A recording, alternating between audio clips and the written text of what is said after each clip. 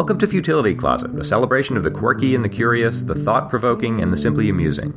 This is the audio companion to the website that catalogs more than 8,000 curiosities in history, language, mathematics, literature, philosophy, and art. You can find us online at futilitycloset.com. Thanks for joining us. Welcome to episode 40. I'm Greg Ross. And I'm Sharon Ross. In today's show, we'll learn about the Mary Celeste, a British merchant ship that was mysteriously abandoned by her passengers and crew off the coast of Portugal in 1872. We'll also get an update on the legal rights of apes and puzzle over why a woman doesn't intervene when her sister is drugged. The Mary Celeste is probably the most famous ghost ship, I guess, in history now. It's kind of a classic locked room mystery at sea. She was a British merchant brigantine, a two-masted sailing vessel that was discovered in 1872, drifting and apparently abandoned 600 miles off the coast of Portugal, and no one knows why. There were a crew of 8 and 2 passengers who were all missing, and it appears that they had abandoned the boat, had put off in the ship's only lifeboat for no apparent reason. The Mary Celeste was perfectly seaworthy. It had 6 months of provisions. It was near land, and it's just hard to think of why they might have felt such alarm that they felt they had to abandon the ship, apparently, and go to their own deaths rather than stay there. And to this day, no one knows what happened, but it's a fascinating question. The facts are actually pretty simple to relate. On November 5th, 1872, the ship docked in New York City and took on a cargo of 1,700 barrels of alcohol and then set sail. They were headed across the Atlantic through the Straits of Gibraltar and ultimately for Genoa in Italy, which they never reached. The captain, his name was Benjamin Briggs, and he spent most of his life at sea and had in fact captained 5 ships. He was quite experienced. He had a crew of 7, and the passengers were his wife and his 2-year-old daughter, Sophia. And the crew, by all accounts, were experienced and trustworthy. There was nothing odd about that, as far as anyone knows. So the Mary Celeste departed New York, and then 7 days later, another British merchant ship, the Dei Gratia, departed 7 days later. And so the two would have experienced much the same general conditions in crossing the Atlantic, and the Dei Gratia found that it was very heavy weather, continuous gale force winds, and tempestuous seas, so it seems reasonable to suppose that that's what the Mary Celeste encountered herself. We don't know that because her logbook was lost. Anyway, about a month after leaving port, the Dei Gratia was about 600 miles west of Portugal in the early afternoon of December 5th, 1872, when its helmsman sighted a ship 5 miles off their port bow. And as they came closer, they saw that the ship was the Mary Celeste, which is confusing because she should have been in Italy by then. She should have reached her destination. So they approached to about 400 yards and just watched her for a while. Something seemed immediately to be wrong. For one thing, she was headed west instead of east. She was yawing a bit, and her sails were torn, and no one was visible at the helm or on the deck, and she's flying no distress signal. So they concluded ultimately that she was drifting and perhaps abandoned. So they sent some men over. The chief mate of the Dei Gratia, a man named Oliver Deveau, who seems like a very sensible fellow. I like him, and he's sort of central to all the proceedings that followed. He was the first one on board. He found no one there and reported that the whole ship was a mess. There was a lot of water between decks and 3.5 feet in the hold, which is a lot, although it appeared later. She was perfectly seaworthy. She wasn't leaking. It appeared that most of that water had just washed in when she was drifting into an open hatch. Anyway, 3.5 feet of water in the hold. The ship's only lifeboat, which is a small yawl that had been lashed to the main hatch, was missing, and a piece of the railing nearby had been removed, apparently to facilitate its launching. So the real mystery of the Mary Celeste is not what happened to the 10 people aboard. It seems pretty clear what happened to them is that they put off in this boat. Would they all have fit in the lifeboat? Yes, yeah. So that's not the mystery. The mystery is why would they do that? The ship was seaworthy and well-provisioned. The weather was fair, and they were close to their destination. So that's what needed to be understood, and to this date, no one's figured it out. Deveau also found that the captain's chronometer, sextant, navigation book, the ship's register, and other papers were missing, apparently taken by the captain. 2 of the hatches were open, the forehatch and the lazarette, but the main hatch was sealed. The peak halyard, which is a line that's normally used to hoist the mainsail, was missing. I'll get to that in a bit. The rope was, by some accounts, found tied to the ship's railing and trailing in the water behind it. The overall impression was one of great haste, that apparently they'd left the ship in a real hurry. Devoe said, the men's clothing was left behind, their oilskins, boots, and even their pipes, as if they had left in a great hurry or haste. People had grabbed navigation instruments, but not extra clothing or supplies or personal possessions. But those things also weren't missing, which means that it didn't seem to be piracy, because the ship, there was no sign of violence. Most things were found in their places, so it doesn't look like any kind of crime on the seas. The ship was in good shape. There were plenty of provisions. There was no sign of fire or anything like that. Devoe said, it did not occur to me that there had been any act of violence. There was nothing to induce one to believe or to show that there had been any violence. And the cargo itself was in good order. So it's a puzzle what happened. After some uncertainty, the Dei Gratia's master, whose name was Morehouse, divided his crew, kept some on the Dei Gratia and gave the rest to the Mary Celeste, and they sailed both ships to Gibraltar.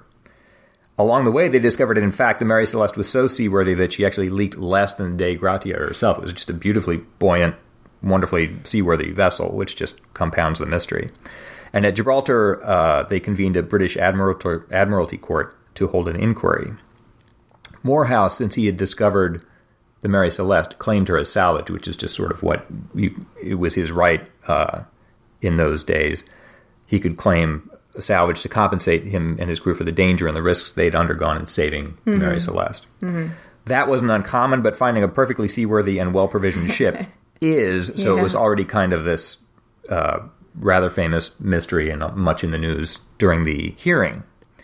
And the hearing turned up a lot of facts which are interesting but don't really shed a light on what must have happened out there. Here's what they were able to put together. At 5 a.m. on the morning of the abandonment, Mary Celeste had just reached the western end of Santa Maria, which is the last of the Azores. The last entry on the log slate, we don't have the log, but there's a slate that they kept up with the most recent information, reads, at 8, Eastern Point bore south-southwest 6 miles distant. So that was made at 8 a.m. Normally, they would have continued making hourly entries on this slate until midday, and then a new slate would have been started, and they didn't do that. Since the last entry was made at 8 a.m., it seems safe to assume that whatever happened took place between 8 and 9 a.m. For instance, the captain's bed was unmade, and there was the impression of a child's body, presumably Sophia's, there. And that wouldn't, his bed wouldn't have remained unmade much into a normal day. So something happened early in that morning on November 25th. They abandoned the boat, apparently, and then she sailed 378 miles on her own and was heading westward when Dei Gratia came upon her on December 5th. The Mary Celeste had 3 hatches. The 4 in the main hatch were open onto the cargo hold, and what's called the lazarette opened to a small storage space. The 4 hatch and the lazarette hatch were both off when she was discovered, and the main hatch was closed. Devoe, when he was sort of exploring the ship, could see through the 4 hatch that the cargo was present and seemed to be in good order. The barrels were marked alcohol. He checked the pumps and found little water in the bilges, but 3.5 feet of water, as I mentioned, in the hold, which is quite a lot for such a small ship. The hold had the water in it, but because it was also full of 1,700 barrels, those would have been stacked in 3 or 4 tiers, so you couldn't normally see all the way to the bottom of the hold. The way you'd normally assess how much water was down there was to sound the pumps, which means to put what's called a sounding rod down into the pumps to see how much water you discover there. It's sort of like checking the oil in your car with a dipstick. And that's important. I'll come back to that in a bit. They found a sounding rod discarded on the deck, which seems to suggest that the crew had been concerned that the ship was taking on water. The sounding rod had not been put back in its proper place, which sort of suggests that they abandoned the ship immediately after sounding the pumps. But as I say, most of the water that had washed into the hold seemed to have happened after the abandonment, which doesn't quite add up. But there's one theory that might help to account for that. There were some dark clues that came up and were considered in the hearing, but were then later dismissed. John Austin, the surveyor of shipping in Gibraltar, boarded the Mary Celeste and found what he thought were some spots of blood in the captain's cabin and on an ornamental cutlass that the captain kept. Also, he thought he saw a gash on the railing of the ship that he thought had been made with a blunt object or an axe. And he also found, this is curious, on the bow, on both sides of the bow, someone he thought had cut a cut on each side about 6 or 7 feet long, about 1.25 inches wide. He said this injury had been sustained very recently and could not have been affected by the weather and was apparently done by a sharp cutting instrument continuously applied through the whole length of the injury. Unfortunately, all these dark clues were refuted in subsequent testimony. A doctor looked at what was thought to be blood and found it was just simply rust. Oh. Another witness, R.W. Schufeld, captain of the USS Plymouth, judged that what was thought to be damage to the bows was no more than, he said, splinters made in the bending of the planks, which were afterwards forced off by the action of the sea. He's very emphatic about that. His report ends with a statement that not by any possible chance could this have been the result of an intention to do so. And there just seems to be confusion about what was thought to be an axe blow on the rail. It just, some people thought that wasn't significant. It didn't seem to have freshly made. So if you take those back off the record, then it's just a wide open mystery again. There didn't seem to be anything untoward or violent in the ship's recent past. They just simply abandoned it for some reason that wasn't clear. Augustus Anderson of the Dei Gratia crew, in fact, said the vessel was in a fit state to go round the world with a good crew and good sails. After all the hearing had happened, both the Dei Gratia and the Mary Celeste were taken from Gibraltar to Genoa. Dei Gratia took 24 days to make the trip, and Mary Celeste made it in 11 days. So she was just this beautifully seaworthy vessel. The meteorological records say the weather would have been fair on the day of the abandonment, and they found the skylight in the cabin was open, and they left without attending to the sails. The hold was open, presumably to air it out. In other words, all these indications were that it had been fair weather when they left. Yeah. So Paul Begg, whose book I'm largely relying on for these facts, says, from the evidence provided by the ship herself, it is therefore reasonable to deduce that whatever happened was without warning, dramatic, and serious enough to greatly alarm an experienced master mariner and to cause the ship to be abandoned in considerable haste. But we don't know what that can have been. I've collected a list of, I can't even count these, 12 and a half theories that have been advanced over the years as to what might have happened, but none of them seems entirely satisfactory. Here they are, in no particular order. Number 1. Pirates from the Moroccan coast attacked her. There were certainly pirates operating off of the Moroccan coast, but as I've said, there's no signs of violence on the Mary Celeste, and also only the navigation equipment was missing. None of the personal effects had been taken. So if there were pirates there, it's not clear. They weren't very good pirates. All they did was shoo the people off the boat. Yeah. So that doesn't seem likely. 2, mutiny. There's just no reason to think this is the case. There's nothing in Briggs' record to suggest that he was tyrannical or resented by any of his crews. The crew, by all accounts, were trustworthy and experienced, and again, there was no sign of violence on board, so there's just no evidence. And for mutiny, wouldn't they have just put him off? Like the crew would have kept the ship? Why would the crew have all left with him? Yes, good question. Well, that's the next theory here. I've got as number 3, which also doesn't go anywhere. The crew broke into the cargo hold, drank some of the alcohol, got drunk, killed Briggs, and then left by the boat, presumably just to escape the scene of the crime and wind up in the West Indies or something. I see. This was actually a theory advanced by Frederick Sally Flood, who's the Attorney General for Gibraltar. He wrote, my own theory or guess is that the crew got at the alcohol and in the fury of drunkenness murdered the master, whose name was Briggs, and wife and child and the chief mate, that they then damaged the bows of the vessel with the view of giving it the appearance of having struck on rocks or suffered from a collision, so as to induce the master of any vessel which might pick them up, if they saw her at some distance, to think her not worth attempting to save, and that they did sometime between the 25th November and the 5th of December escape on board some vessel bound for some North or South American port or the West Indies, which is, I guess, a fine theory, but there's just no evidence supporting it. Yeah. Briggs was a teetotaler, actually, as it happens, and unlikely to permit drinking at all. DeVoe found, quote, no wine, beer, or spirits whatever in the ship. There appears to have been no suggestion that the barrels in the cargo hold had been tampered with in any way. Again, there was no trace of a struggle. And it seems to me that if there had been a mutiny and some, any of this had happened, a drunken crew wouldn't have been able to cover up its crime very well. That's true, if they're that drunk, yeah. And they would have maybe taken their possessions with them. Yes, it certainly seems reasonable. So let's dismiss that one as well. Number 4, some people have suggested that the crew of the Dei Gratia had done something evil. They were perhaps pirates themselves. Maybe they'd boarded Mary Celeste and killed everyone on board. Again, there's no sign of violence. There's also some talk of collusion that they had taken Mary Celeste's crew to shore and then invented this story that they'd come across the ship abandoned and planned to share in the salvage reward with them. There's no evidence for that or nothing in anyone's past that would lead us to suspect them of capable of that. It's sometimes said, I should mention, that the captains of the two ships knew each other and had dined before the Mary Celeste left New York. There's no evidence for that. And it would be kind of a coincidence if it had happened. It certainly didn't come up in the hearing. So there's just no reason to support this. I have down as number 5 that the Dei Gratia perhaps lured the Celeste's crew aboard their own ship, which wasn't searched, and killed them there. But there's just no reason to suppose that they would have done that. And part of my own problem with these theories about the Dei Gratia is, if you were going to do that, you come up with some cover story, instead of inventing this resounding mystery that's one of the most famous unsolved mysteries in sea lore. You want to come up with something plausible. And was attracting all his attention. Yeah. So that doesn't seem likely either.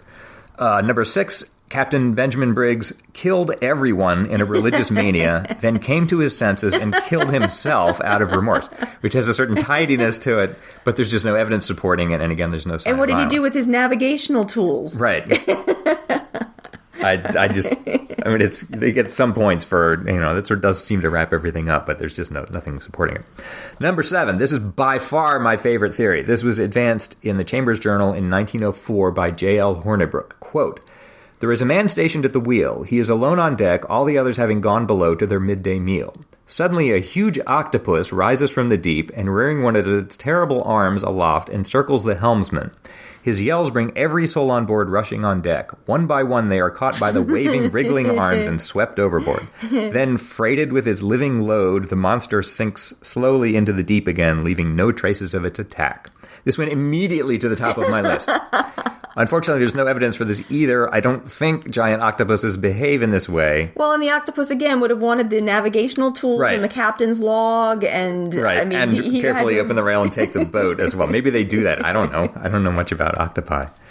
Number 8, Paul Begg calls this the most contrived theory. In 1927, the Canadian maritime author Frederick Wallace proposed that perhaps Mary Celeste had been becalmed, and then another ship, perhaps a collier or another vessel that had been loaded with explosive or was on fire, started drifting toward it. Because they were becalmed, they couldn't sail away from it and had to abandon the ship. I see. This, I think, raises many more questions than it answers. What happened to this other ship? And if the ship was becalmed, why couldn't they simply row back to it when the danger was past? I don't know. I like it better than the octopus one, though. Yeah. Okay, fair enough. It's a little more plausible. Number 9, perhaps she was becalmed and threatened to drift onto rocks. There were shoals nearby, but the set of the sails sort of belies that this is what happened. They should have all been set if the ship was becalmed in order to catch any breath of wind, and they weren't found that way. Also, this doesn't explain this mystery of the sounding rod, which had been apparently abandoned quickly, and this hurried exodus from the ship. And probably everyone wouldn't leave a drifting ship until it became absolutely certain that they'd hit the rocks. They would just have had more time to arrange some orderly exit, and they obviously hadn't done that. Number 10, this is probably the most commonly advanced theory. Perhaps fumes had accumulated in the hold, and that Briggs panicked when it was opened. Dei Gratia and Mary Celeste had both been crossing the Atlantic through roughly the same weather. The Dei Gratia found that the weather was so strong that they had to keep their own hatches closed for all but 1 hour of the trip, so we can presume that Mary Celeste did the same thing. That means that the 1,700 barrels of alcohol in the hold would have been poorly ventilated. When they were finally offloaded in Genoa, it was found that 9 of them had leaked, which is not unusual and apparently not unexpected, but it does mean that there could have been alcohol fumes in the hold. Also, both ships were sailing into somewhat warmer weather, so it was poorly ventilated, there would have been fumes, and it would have been warm in the hold. So the theory is that when they finally opened the hatch in fine weather, enough fumes came out that Briggs kind of panicked at the fear of an explosion, put everyone in the boat, so they just put them away from the ship and away from any danger of an explosion, and then the line parted and the ship just sailed away from them. That's often advanced as a theory as to what happened. There's no evidence of an actual explosion. DeVoe saw none, John Austin, the surveyor of shipping at Gibraltar, saw none, and the cargo itself was found to be in excellent condition when it was unloaded at Genoa. That doesn't mean that the fumes themselves couldn't have scared Briggs enough to cause him to put off the boat, and we don't know that he didn't do that. Possibly there were strong fumes, or perhaps a rumbling or a roaring noise would have scared him into doing that. But Paul Begg at least thinks this is unlikely. For one thing, fumes would have dissipated quickly, and he says, abandoning a ship for a small boat is a desperate measure and not one likely to be taken without extraordinarily good reason. It isn't something one would do because of something that might happen. It's something one does because one is absolutely certain that something will happen. Related to that, I mentioned that the peak halyard was missing. That's a line that's used to hoist the sails. Some theories propose that had been used to secure the boat to the ship, so you have this image of the ship sailing along the boat being towed behind it.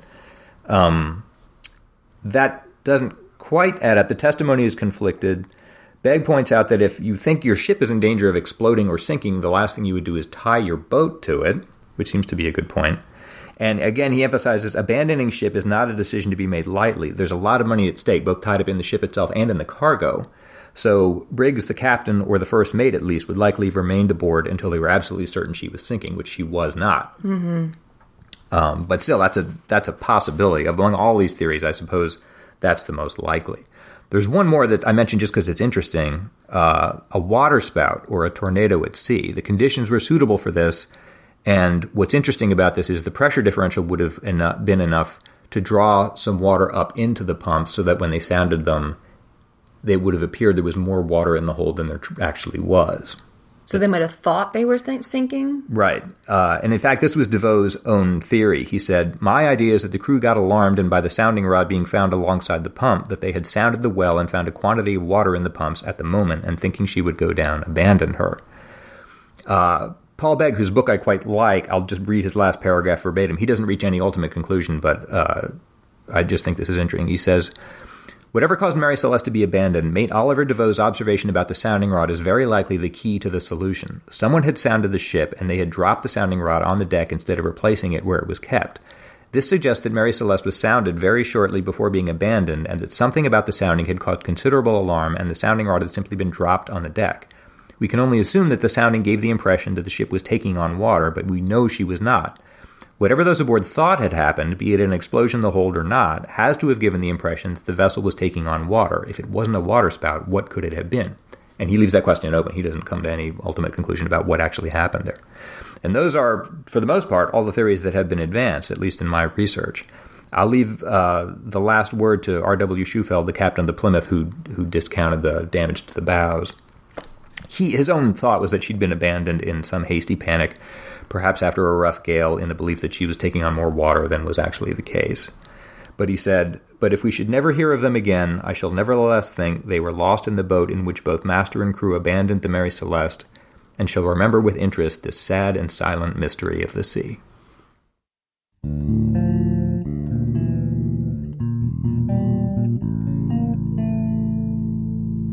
We want to thank everyone who's contributed to our Patreon campaign to support the podcast. We really appreciate every donation we've gotten. If you're not familiar with Patreon, it's a way for fans to support ongoing projects like this podcast. You pledge a recurring donation for every episode we make. You can set that amount yourself, and you can change or cancel it whenever you like. We like doing the podcast, but it takes us almost a full week of work to produce each episode. That was actually quite a surprise for us when we first started doing the show, just how much time it would take us to make a good episode. We rely on Futility Closet for our income, so we need to find a way to support the show in order to keep bringing it to you. We're excited about this new Patreon model because we're hoping it'll be a fun way for fans to support and interact with us. Anyone who pledges at least $1 an episode gets access to our podcast activity feed, where you can read our behind-the-scenes comments, talk with us about the show, and see photos of Sasha, the show mascot. You can learn more about the campaign at patreon.com/futilitycloset, and I'll put a link in the show notes. Some of our fans have asked whether there's a way to make a one-time donation rather than an ongoing one like this, and there is. We have a donate button in the sidebar of our website. Thanks again very much to everyone for your support. With your help, we can keep making the show.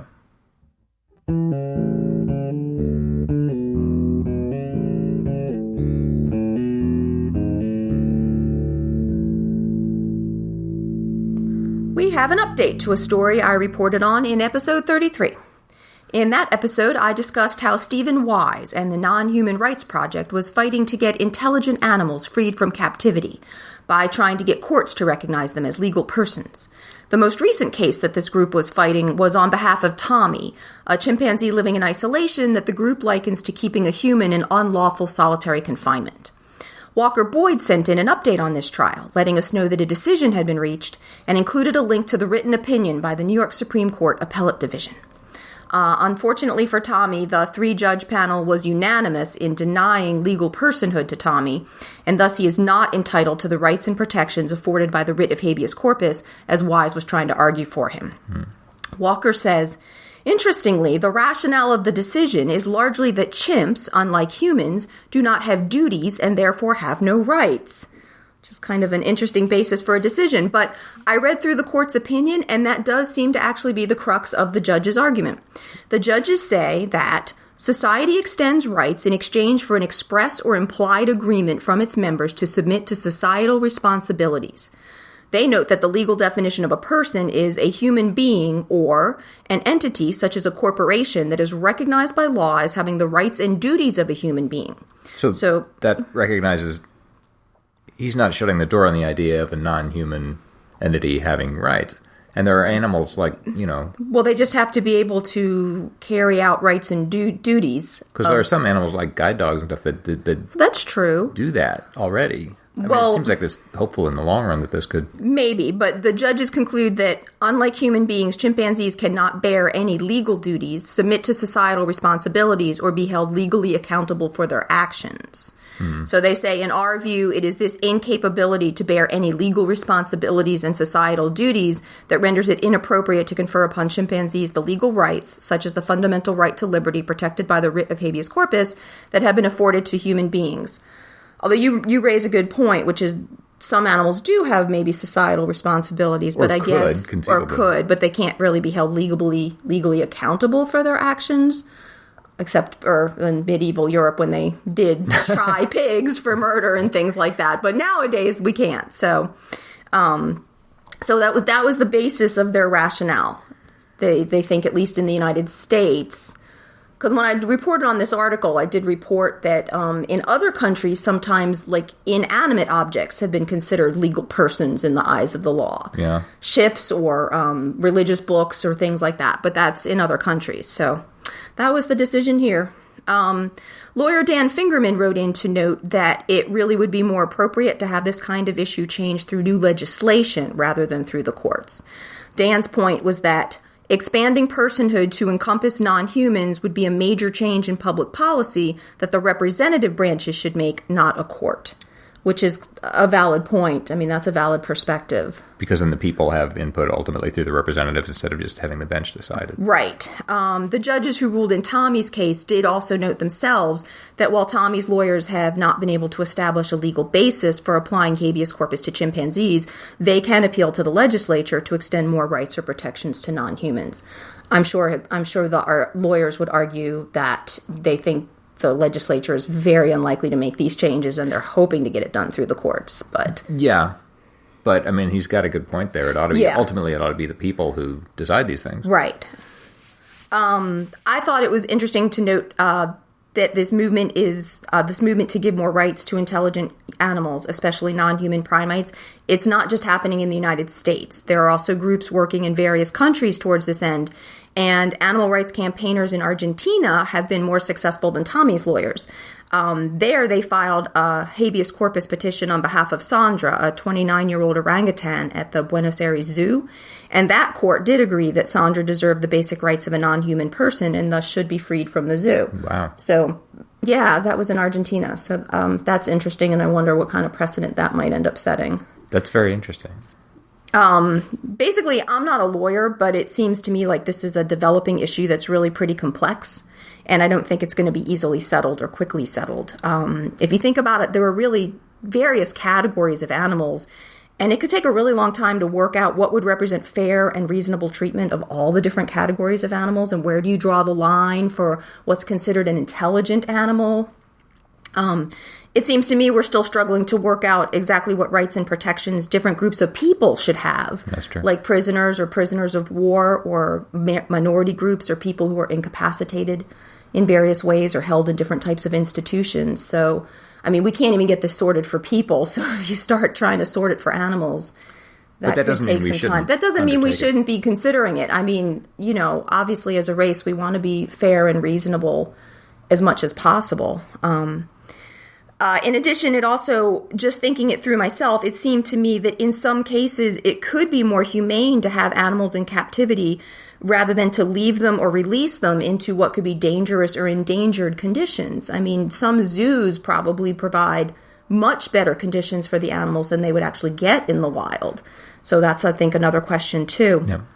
And also, the last point that I was thinking about this is there's really a question of what should you do with animals who have been raised in captivity, as you can't just release them into the wild. I mean, that would just be inhumane, you know?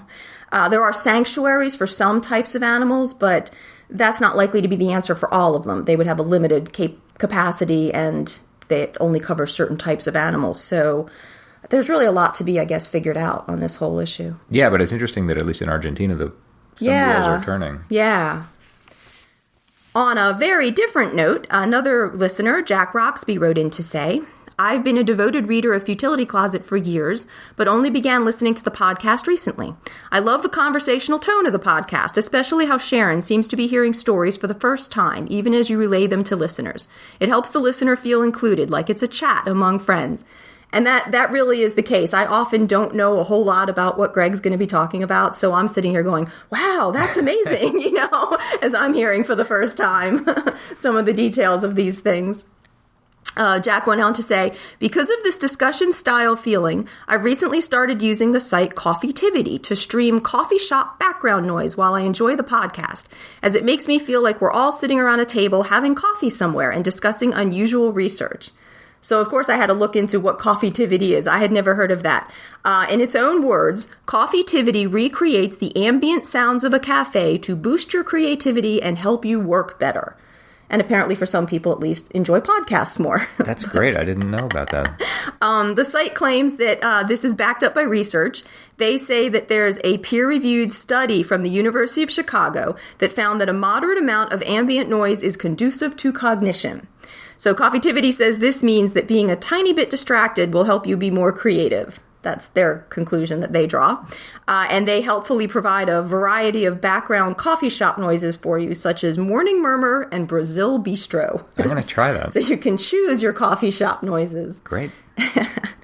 So thanks to everyone who writes into us. And if you have any questions or comments for us, please send them to us at podcast@futilitycloset.com.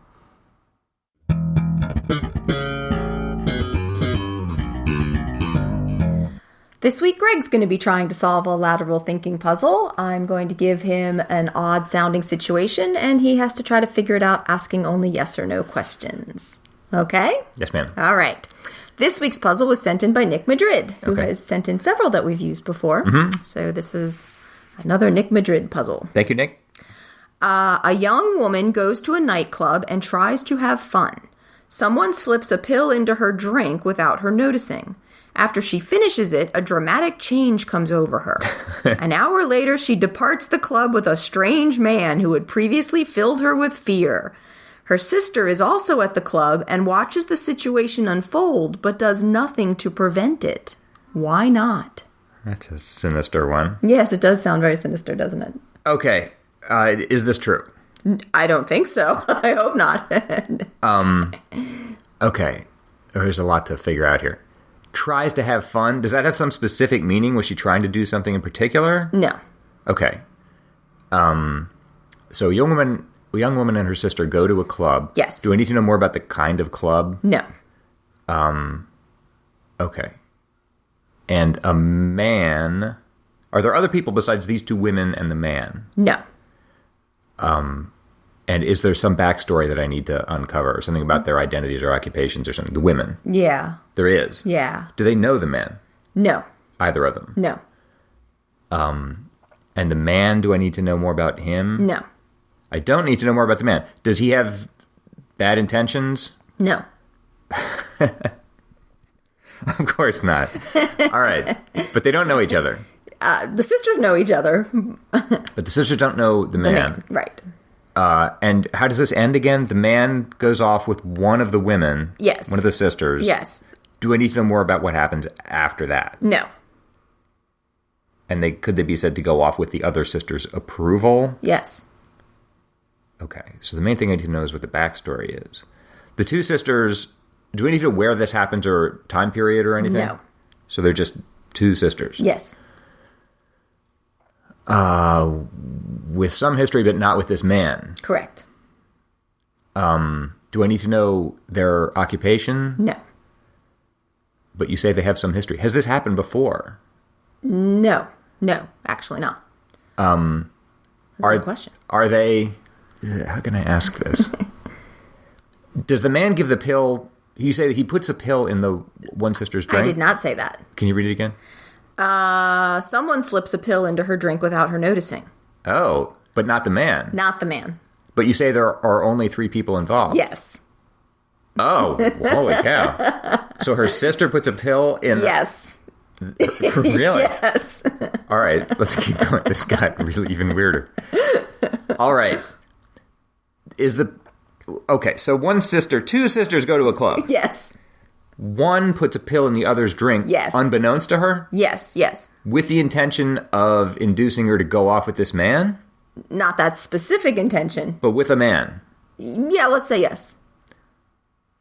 And did I just ask you unbeknownst to her? Unbeknownst to her, yes. Okay, so can we say then the sister who does go off with the man... Yes. ...wouldn't have done so if she hadn't... That is correct. ...drunk or taken that is the correct. Pill. Okay. Did they go there with the intent of meeting men? Or this one woman did? Yeah. Okay, but she wouldn't have gone... Is she just anxious about... Yes. Okay. So her sister wanted to calm her anxiety by giving her a pill, sneaking a pill yes. into her. Yeah. And it worked. She drank it. Right. And summoned overcame her anxiety about going out with a man. Right. That's not as sinister as it... Right. Well, it's still kind of... I wouldn't approve of that in any case. If you don't mind sisters drugging each other without their knowledge. There's a little more than that, but it'll be kind of hard to get it. But the backstory is that both sisters suffer from social anxiety disorder. Okay. Oh, right, because she'd have to have the pill. One of them uses a prescription drug to treat the condition, but the other sister dismisses the drug as a placebo. So to prove the drug's efficacy, the medicated sister slips a pill into the skeptical sister's drink, then watches with satisfaction as her sister loses her inhibitions and gets assertive with an attractive man who used to intimidate her. Okay. That makes sense.